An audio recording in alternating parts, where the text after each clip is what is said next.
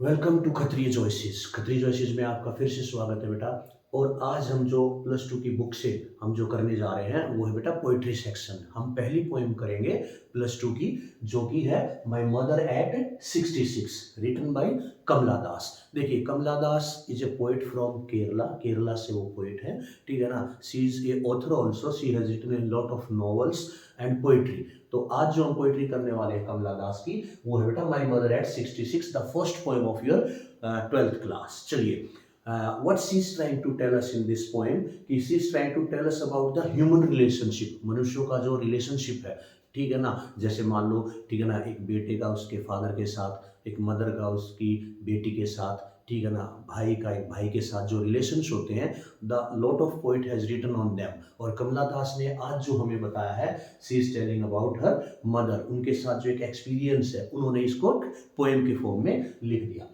I have written the poem in just a form of a paragraph, ठीक है।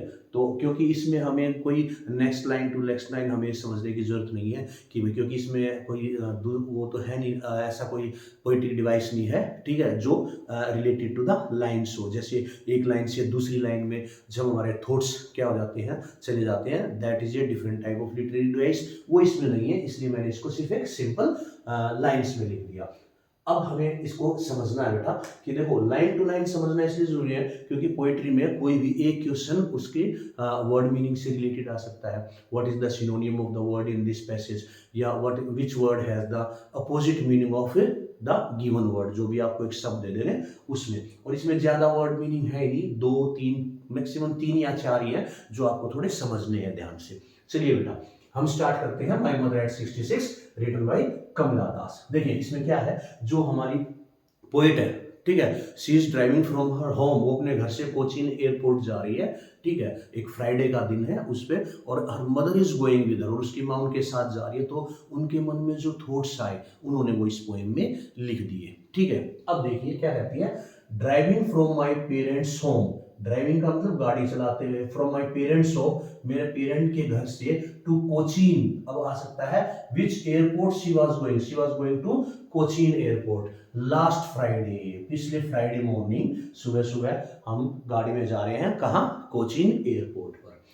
I saw my mother, मैंने देखा, who is I, I refers to Kamala Das, I refers to the poet. आप लिख सकते हो, question पूछा जा सकता है, who does I refer to, तो I refers to Kamala Das, ठीक है। I saw my mother beside me, beside, देखो मैंने आपको जब प्रेपोजिशन कराई तो आपको ध्यान होगा, बिसाइड और besides, there is a difference between these two words.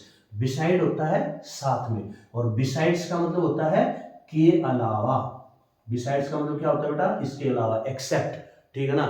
Besides him everyone was present at the party, ठीक है। तो ये आपको ध्यान रखना है, बिसाइड मी, और मेरे साथ में, ठीक है ना। डोज, ये मीनिंग आ सकता है आपका। डोज का मतलब क्या होता है, शॉर्ट स्लीप, जैसे गहरी नींद में हम सो जाते हैं थोड़ी देर के लिए, उसे बोलते हैं बेटा डोज। और when she was driving her mother was sitting beside her, उसकी माँ उनके साथ में बैठी हुई है। सी, वो क्या कर रही है, वो सो रही है। ओपन माउथ, ओपन माउथ का मतलब मुंह उनका खुला हुआ है। जैसे बूढ़े आदमी है भाई, कहीं सोफे पे बैठे बैठे बात करते करते टीवी देख रहे हैं, ठीक है ना, तो वो क्या करते हैं, वो टीवी देखते देखते सो जाते हैं और उनका मुंह थोड़ा सा खुला रह जाता है। That is she saying that I saw my mother beside मी, मैं जैसे गाड़ी चला रही थी तो मैंने अपनी माँ की तरफ देखा, क्या, she was sitting beside me, open mouth, उनका मुंह खुला हुआ है, and she was sleeping, her face, उनका चेहरा कैसा है बेटा, एसेंस लाइक दैट, एस क्या होती है, राख, जैसे राख हो जाती है ना, कोई कलर नहीं होता, फीकी फीकी, ठीक है ना, like that of a corpse, ये मीनिंग आ गया आपका, ठीक है ना।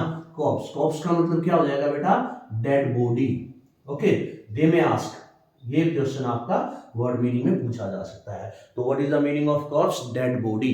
तो उनको जब उसने अपनी माँ की तरफ देखा, वो सो रही है, तो ऐसा लग रहा है जैसे एक डेड बॉडी की तरह है, बिल्कुल, ठीक है ना, वो बिल्कुल हिल नहीं रही है, ऐसे आराम से सो रही है। एंड रियलाइज्ड विद पेन, और फिर मुझे महसूस हुआ, क्या, वो pain, that she was as old as she looked, वो उतनी ही बूढ़ी है जितनी वो दिखाई दे रही है। उन्होंने पहली बार अपनी माँ को ध्यान से देखा, मेरी माँ तो इतनी बूढ़ी हो चुकी है, ठीक है ना। But soon, put that thought away, लेकिन मैंने उस विचार को दूर रख दिया। ये क्वेश्चन आएगा जब वो अपनी माँ के बारे में सोच रही थी, हो मेरी माँ तो बूढ़ी हो गई, ठीक है ना, सी में डाई आफ्टर सम ईयर, कुछ साल बाद, ठीक है ना, उनकी डेथ हो सकती है, ऐसे उनके मन में विचार आ रहे हैं, लेकिन वो नहीं, मुझे ये विचार नहीं सोचने, and she put that thought away. कैसे उन्होंने इस विचार को अपने से अलग किया, कैसे वो भूलना चाहा उन्होंने इस विचार को, कैसे, and looked at young trees, उसने गाड़ी के बाद, जैसे वो ड्राइविंग कर रही है, उसने अपनी माँ को देखा, उसके मन में कुछ ऐसे विचार आए जिनसे उसको पेन होता है, ठीक है ना, and she put that thought away, उसने कहा मैं क्या सोच रही हूँ, and she looked out of the window, उसने खिड़की से बाहर देखा अपनी गाड़ी की, क्या देखा उसने, उसने दो चीजें देखी बेटा, द यंग ट्रीज स्प्रिंटिंग। अब स्प्रिंटिंग का मीनिंग पूछ सकते हैं, स्प्रिंटिंग क्या होता है बेटा, रेसर बच्चे होते हैं ना जो रेस लगाते हो, कहते हैं ना 100 मीटर का स्प्रिंट लगा सकता हूँ, 200 मीटर का तेज दौड़ना, ठीक है ना, तो स्प्रिंट का मतलब टू रन फास्ट, यहां पर आ जाएगा रनिंग फास्ट, ओके। तो वो क्या कर रहे हैं बेटा, जो पेड़ है, ठीक है ना, दे आर स्प्रिंटिंग, तेज भागते हुए दिखाई दे रहे हैं, क्या पेड़ भाग रहे हैं, no, they are not the trees that are running, it is the car, जिसमें वो चल रही है, वो कार दौड़ रही है, इसलिए वे पेड़ ऐसे भागते हुए दिखाई देते हैं। तो यहाँ ट्रीज स्प्रिंटिंग में कौन सा पोएटिक डिवाइस है, ये पूछा जा सकता है बेटा, तो ये कौन सा पोएटिक डिवाइस है, पर्सोनिफिकेशन। कौन सा है बेटा, पर्सोनिफिकेशन, क्योंकि ट्रीज को ह्यूमन क्वालिटीज दे दी स्प्रिंट की, ठीक है ना, तो ट्रीज स्प्रिंटिंग में आप ध्यान रखना, ठीक है ना, मैं लिख देता हूं यहां पर, ट्रीज स्प्रिंटिंग में कौन सा पोएटिक डिवाइस है, पर्सोनिफिकेशन, नाम से ही पता है, पर्सन, जिसके अंदर हम लिटरेरी डिवाइस की, हम मंडे को आपको 2 दिन बाद पोएटिक डिवाइस, लिटरेरी डिवाइस की आपको एक मैं वीडियो डालूंगा, उसको ध्यान से देखना, उसमें आपकी +2 की जितनी भी पोएम्स हैं उन सभी के जो main that may be asked, जो पूछे गए हैं आपके उसमें एग्जाम्स में, पूछे जाएंगे, ठीक है ना, definitely I am going to make a video of that poetic device. तो ट्रीज प्रिंटिंग में क्या हो जाएगा बेटा, ट्रीज को कौन सी हमें वो दे दी है ह्यूमन क्वालिटी स्प्रिंटिंग की, तो ये पर्सोनिफिकेशन पोएटिक डिवाइस हो गया, पूछा जा सकता है। तो व्हेन शी लुक्ड आउट, उसने क्या देखा, दो चीजें देखी, एक तो the young trees were sprinting and Mary children, और जो खुश बच्चे हैं, स्पिलिंग आउट ऑफ, अब यहां पर आएगा स्पिलिंग, देखो दो वर्ड हो गए बेटा, स्प्रिंटिंग एंड स्पिलिंग। स्पिलिंग का मतलब होता है बेटा कमिंग आउट, मैं फिर लिख देता हूं SPILLING, स्पिलिंग का मतलब coming out, spilling out, coming out of their homes, उसने देखा कि बच्चे अपने घरों से भागते हुए बाहर आ रहे हैं, वो बहुत खुश हैं, एक दूसरे के साथ खेल रहे हैं। तो यहाँ पर दो चीजें, क्यों उन दो चीजों का ही जिक्र क्यों किया, उसने और भी देखा होगा, सड़क भी देखी होगी, खेत भी देखे होंगे, ठीक है ना, मकान देखे होंगे, ठीक है ना, तो उसने बच्चों का और पेड़ों का जिक्र क्यों किया, यहाँ पर एक सिंबल है बेटा, इन दो वर्ड्स में आप कह सकते हो Mary children and spilling trees, ये क्या है, सिंबॉलिक है, ठीक है ना, ये भी एक लिटरेरी डिवाइस है, पोएटिक डिवाइस है, सिंबॉलिक। भाई हम देखकर हम वो किस चीज का प्रतीक है, देखो जो बच्चे होते हैं वो यूथ है, एनर्जी, लाइफ, जीवन से भरे हुए हैं, पेड़, ठीक है ना, क्या है, लाइफ का प्रतीक है, ठीक है।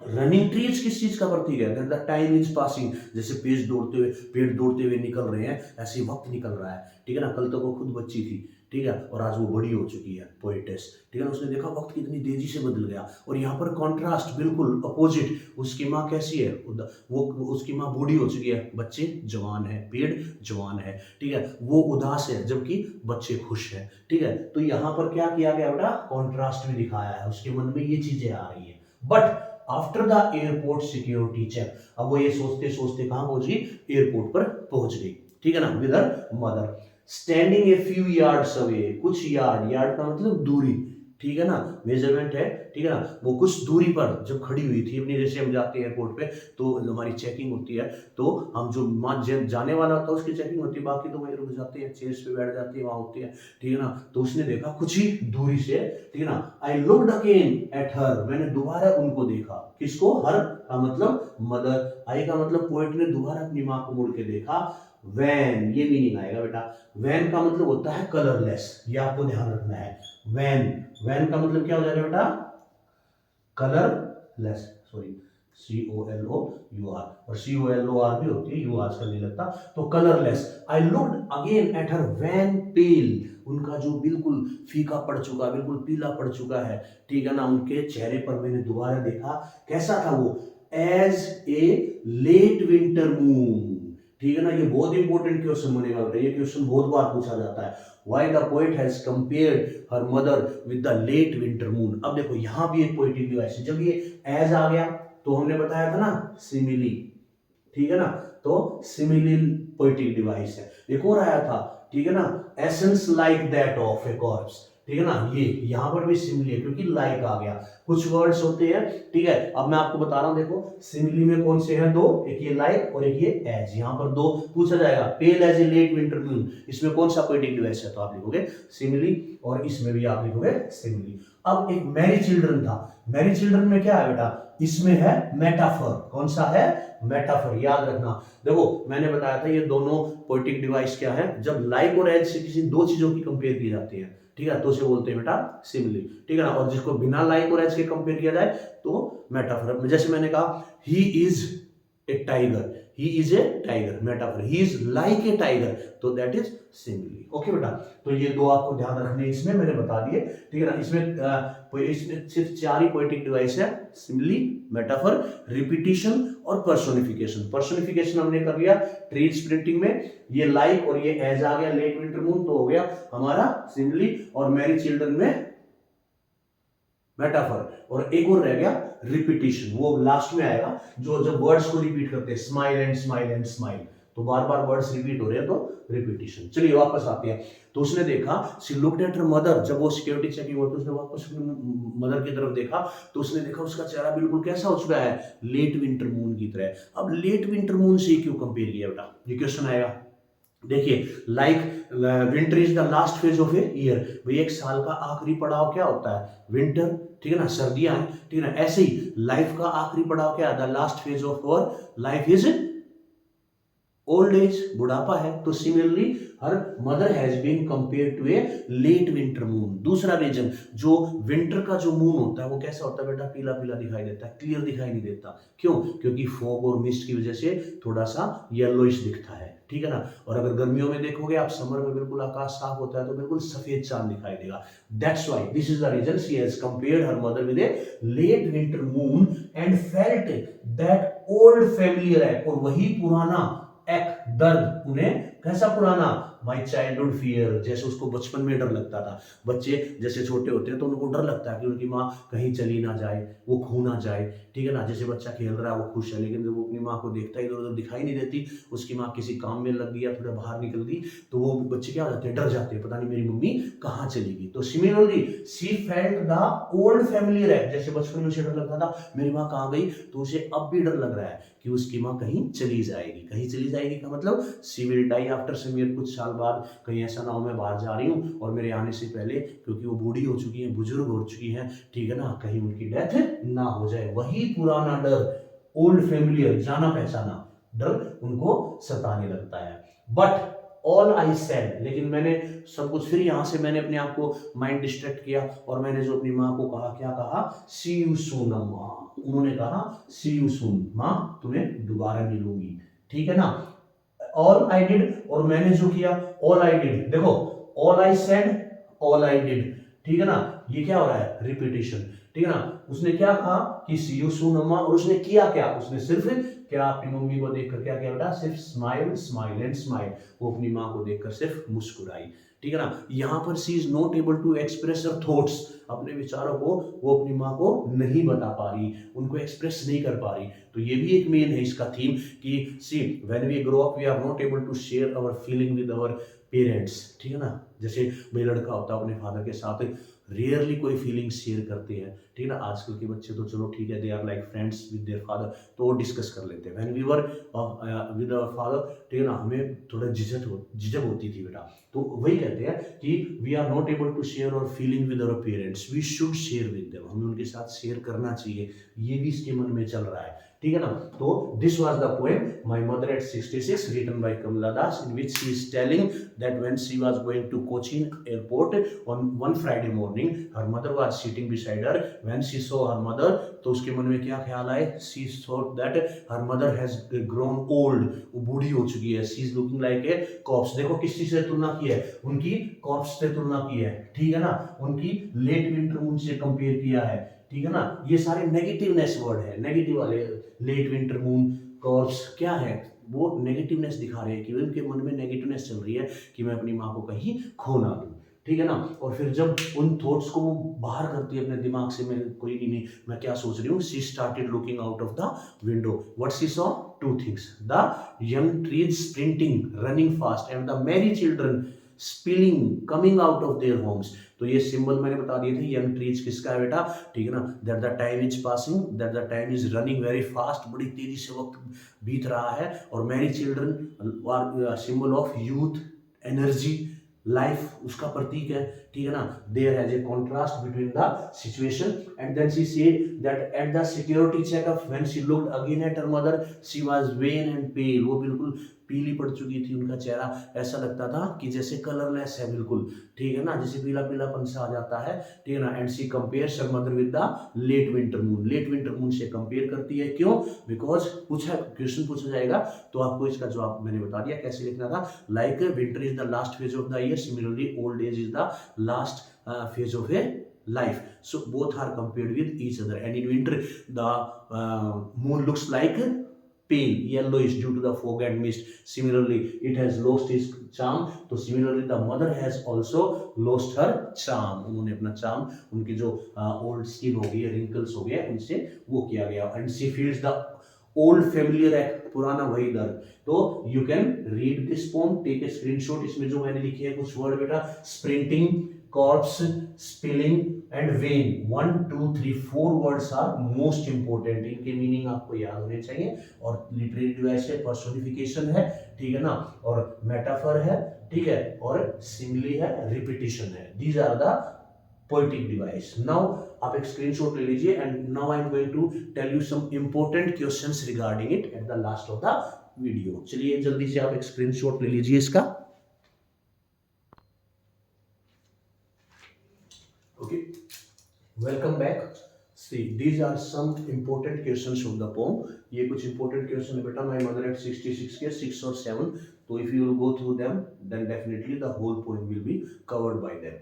See, what kind of pain and ache does the poet feel, किस किस्म का पेन और ache, यानी कि किस किस्म का दर्द और पीड़ा उन्होंने फील की, the pain and ache of being separated from her mother, that her mother would die soon, वो जल्दी मर जाएगी, या there are chances कि भाई वो अपनी माँ को नहीं देख पाएगी when she returns back.